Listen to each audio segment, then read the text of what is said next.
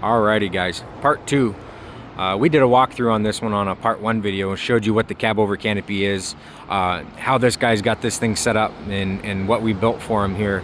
He had planned some upgrades from the past, and so we just did a quick little video on that. And we're gonna run up there and I'm gonna show you the solar panel. And one of the things I really like about the solar panel, how that solar was done up top, so that you can kind of get an idea of good ideas of how to put the solar in on the roof, a good clean install, and what I would consider a clean install. And then we'll show you inside here. So let's do that really quick.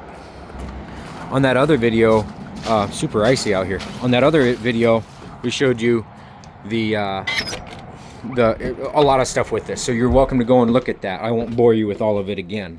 But let's get some lights on in here. So, refrigerator. We popped that refrigerator for him in there. He wanted a little cubby next to the fridge for his stuff, so we didn't close that off. We changed this old storage here into a drawer, and then just modified this whole cabinet and counter, added the electrical and the propane and all of that for the fridge, and then we did the solar up on top, and this is what it looks like in here. Is the Go Power 30 amp cabinet mount. That's more than enough for this type of an application. And he's got this set up with 150 amp hour battery, which is 1800 watt hour. And then he's got his inverter right there, and he did a Renogy 1000 watt. So pretty good setup. It's a nice simple little setup, nothing crazy, but it's very capable. You know, it runs everything that he needs to. He has a sleep app machine up there that he uses. So yeah, and this is again a 3 cubic foot typical RV refrigerator, and it's a good one. That's what he wanted. There's others that you can do, but that's what works for him. So let's run up top here. We also touched all the sealants up for him and made sure they're all good and thick and renewed after a few years. That's what we do here. After a couple of years, we'll do them for free. That I think we did that for him too, upgraded that. But let's go over there. So he already had this rack on there. We did that for him a while ago. He added in this, and he's going to put a couple more in because he's going to build a platform or something up here and put he's got some big plans. But originally the solar had been planned for here, but he does his canoe up there and everything, and we don't want the light to block, you know, these racks to block and become a sundial, because we get sun on a low horizon up here. Even though we get a lot of sunlight in the summer, it's low in the sky at certain times of the year, so you don't want to create a sundial and cast a shadow across your panel. So we went ahead and added that third member up there, and there is framing there, and then that way there's no penetrations into the roof and no flexing and pressure. Keep those to a minimum, right? We had to put this down, but keep those to a minimum and then bolt on top of them. So before we run up there, right here, this is a good underneath here we seal it a certain way, and I can show that in the future probably, but I prefer the actual roof solar penetration boxes, where you can just send your wires through and thread up a nut and it clamps tight around the wire. That's what I prefer, but in this case it wasn't there, and we just went ahead and rolled with it because this is good. This is pretty solid. It's going to hold up.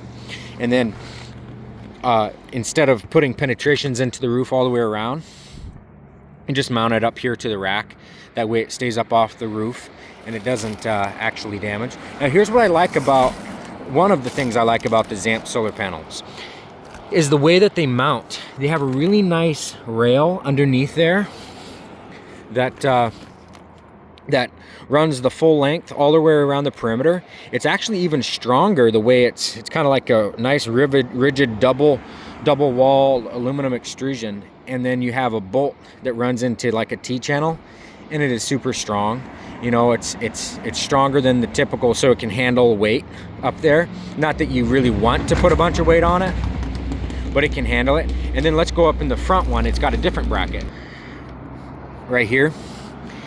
What I like about this particular bracket is this is what comes with the panels, is that you can mount this directly into the roof, and Then seal around your screws and everything, and then this center stud doesn't penetrate into the roof at all, and it's welded in there, or it's crimped in there nice and tight to where it doesn't leak through to the other side. So really a great bracket, because if you need to service your panel or anything, you don't have to try and get a nut and a wrench underneath here to take these nuts loose. You can just take this off, lift the panel off, and you're not going to mess with any roof penetrations and have to redo sealant. So I like that a lot. But then on top of that, Zamp panels, I encourage you guys to buy those. If you're going to do an upgrade, go and get them. There's at a dealer or something. There's many people who sell these, but this right here, the Zamp solar panels, there's different grades, so you got to watch that, but they are a very, very high quality panel, and they're built here in the US, and they do a very good job with them. So you get a much longer life out of them. It's a true 15 to 20 year panel, but this is 195 watts, and for its footprint, that's really good. I believe it's 20.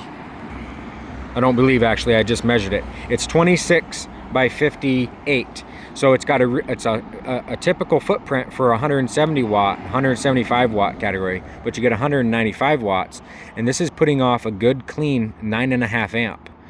Amperage for an RV application is more important than, that's the real game, amperage, not necessarily wattage. So in this particular category, I'm not opening a can of worms there, but yeah. Anyway, so those are the things. Let's get down off this roof. Before we get off here, by the way, this is Sikaflex 715. That's what I prefer. I'm not as big of a fan of Dicor, even though Dicor is a good sealant. It's a good quality sealant. It's not as good for most applications as Sikaflex self-leveling sealant for your RV. So I encourage you guys to use that if the applications permit. But on some surfaces, the Sika 715 doesn't adhere like the Dicor. In some cases, you do need Dicor self-leveling lap sealant. But yeah, just little random things. We could talk all day about all of these tiny intricacies, and try not to kill myself while I'm getting off of the ladder and yammering on and talking. But yeah, we could talk all day about all the little tiny things, but for this video, we were just talking about the upgrades. So anyway, have a good one. Catch you on the next one.